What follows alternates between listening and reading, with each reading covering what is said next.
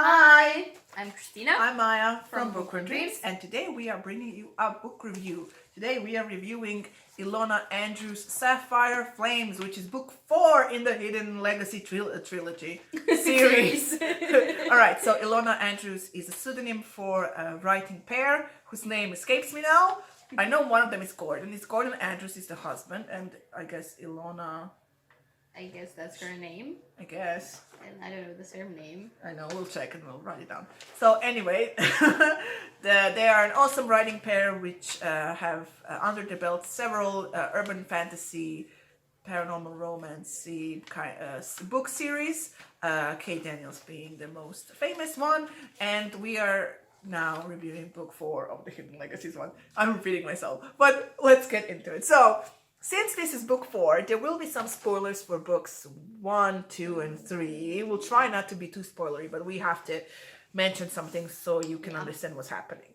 Right, so in the Hidden Legacy series, the characters live in a world where magic is real, and cities are being ruled over by, and the world basically, by magical families, and each magical families have let's say a primary magical power and a secondary magical power, and according to the strength of their primary magical powers, there are levels of, I don't want to say magic, but yeah, levels of magic. So you can be a prime, you can be a whatever. Yeah, you have lower ranked magic and higher ranked magic. Right, and in this book series, in the first 3 books, we followed Nevada Baylor and the formation of the Baylor family.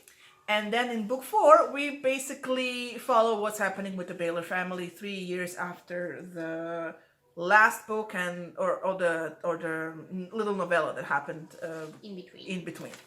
So we follow not Nevada Baylor, we follow her younger sister Catalina.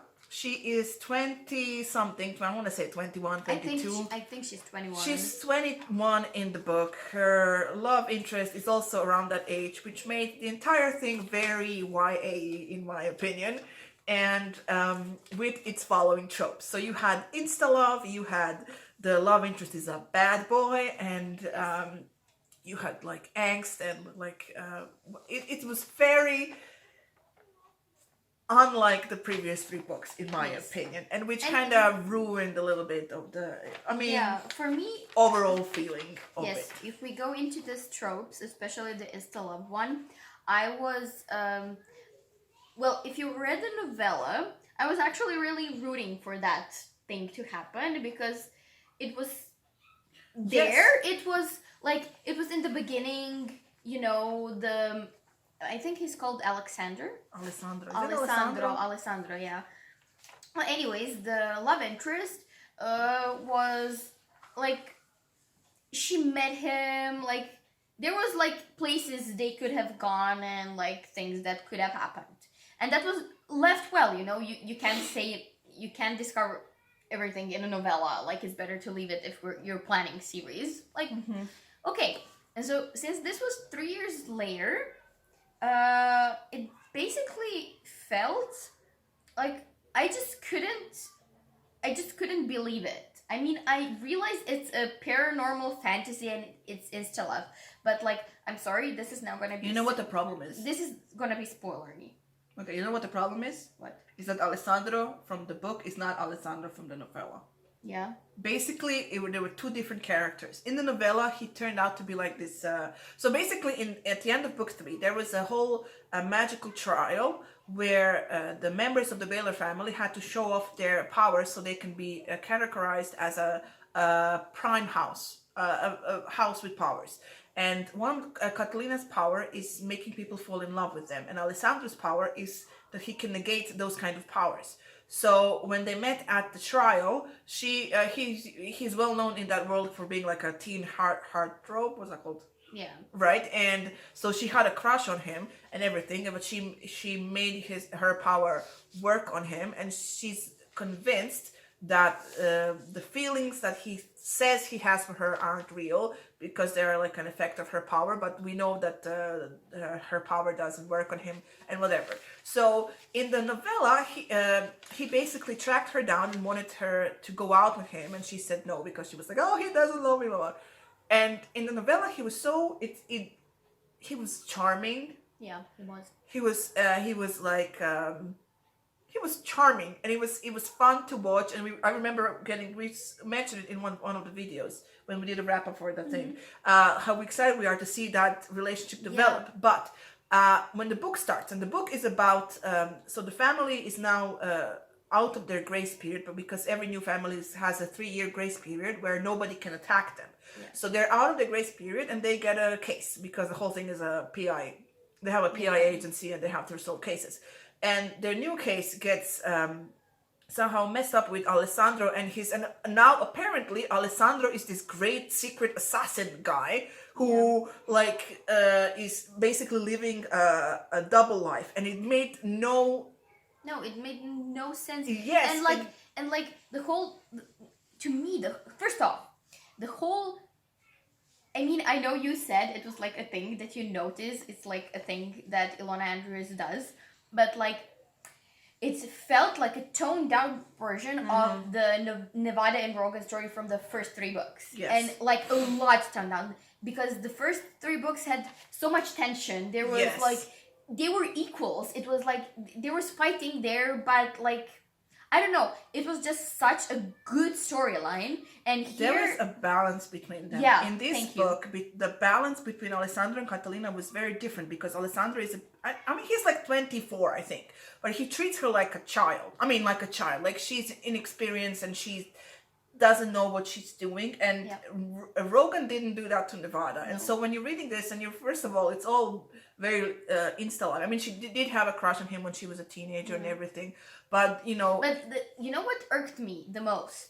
Is the fact that, like, again, spoilers, but, like, the whole premise is that her power doesn't work on the people that love her.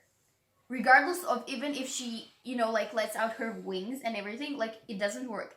And suddenly, that doesn't work on him. Although they haven't had any contact for 3 years. Yes. And, like, they've been, like, googling each other, like, online or something. That's like googling, that. Not googling. Googling. Googling. I hate that word. It's googling. It's googling. Okay, but, like, literally... They were cyber stalking each other, basically. Basically, but, like, I cannot, like, for the love of me, suspend my belief in this case that, like, they literally have fallen in love with each other. So basically, the time they spent in the book, the time they spent together, they were like, they were arguing and everything. She was like, well, how are you this assassin guy? And he's like, I have secrets. And then at one point, she has to visit her grandmother, who is this big, scary person in their world, for some information. And the grandma sort of lays out her life as a prime of the family. And we're going to touch on this, how Catalina became prime of her family, you know, over Nevada. So when she went to talk to her grandma, so the grandma was like, well, you're the prime now. You're supposed to do this, this, this, and this. You're not supposed to marry for love. You're not supposed to, you're supposed to watch and do things that will better your family, and that you will produce children with more power than you have. And she's like, do you love him? I'm like, yes. I'm like, you know him. Literally, you've spent maybe 3 days with him. And that's why the YA thing happened. Yeah. Because with Nevada and Rogan, it wasn't like that. Nevada acknowledged the sexual tension and the sexual attraction between them. And she even wanted to, like, kind of play on it. Like, she wanted to use it. She was like, oh, fuck it, if I'm so attracted to him. Yes, but it wasn't like instant love and everything. Yeah, no. It wasn't instant love. It was instant attraction. Like, there's a difference between those two. Okay, yes. So let's just stop with this and let's just go to the part that really kind of got us mad.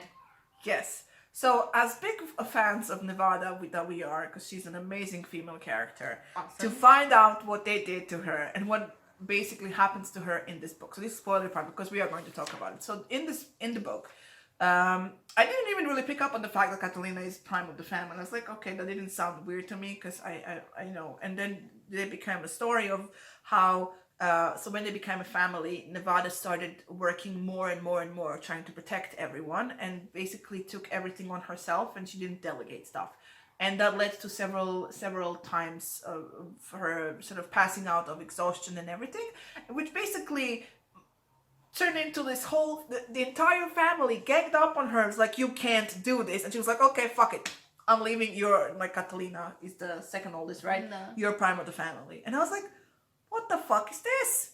Yeah. Like, I didn't think about the whole, Rogan is the prime of his family, and she's the prime of her family, but they have been doing things out of the norm Yeah. for so long during their relationship and everything. And when they were trying to, when the magical child happened in the third book, he was like, do you have any connections with other family? And Rogan was like, you're not supposed to say to me because that will put you into. She was like, no, we're getting married, we're engaged and everything. So they were playing against the rules for so long. So I didn't really see the reason why she couldn't be prime of her family with the help of her family, to run this family and then be, part of Rogan's family. Why couldn't those two families basically connect and become one family? And it felt like the authors were like kind of portraying her if she forgot her family, like she was now in that wedding and like everything was about the wedding. I felt like that, and like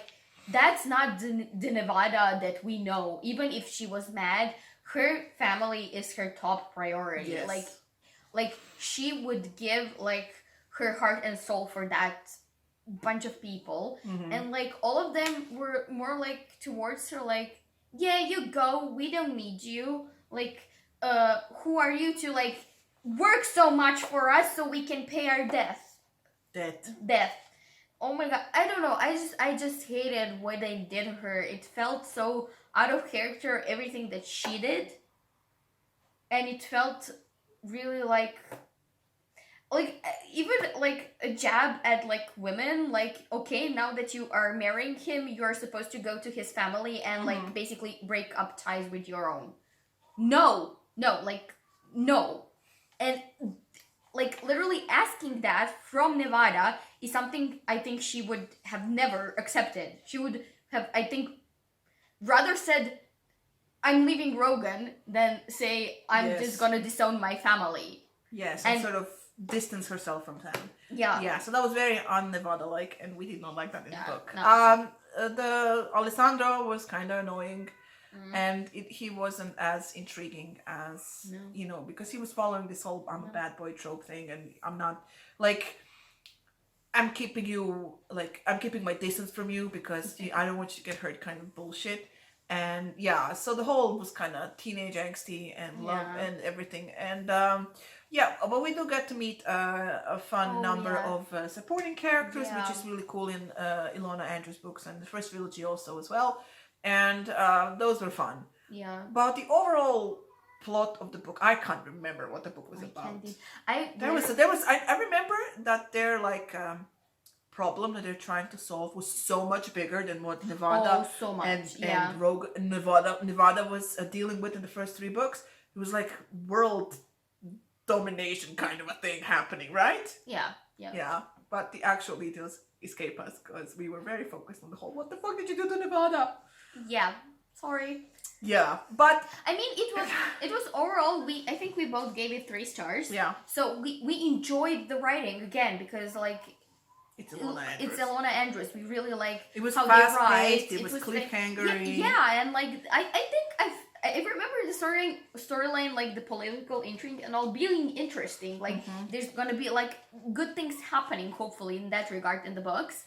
But like this was so jarringly like different from the first. I mean, I realize it's a new like kind of series. Let's say. Like, we follow new different characters. New part of the series, but it's still.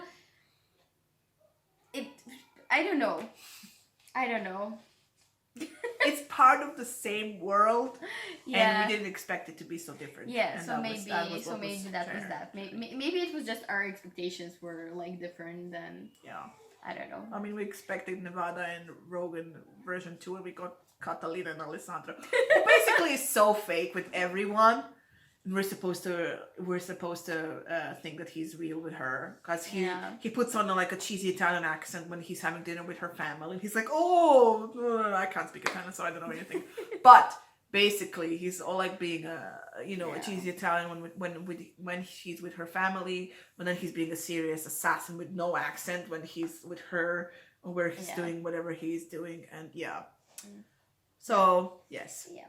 if you agree with us or disagree with us, please do let us know down in the comments. Sorry, let me You're coughing. okay? Okay. Please like, share, subscribe, comment down below again if you want to. Press the bell button if you want to get notifications every time we post new videos. All our info, social media, everything is going to be down below. And thank you for watching. We hope this was useful to you. So yes, we will see you In our next one. video. Bye.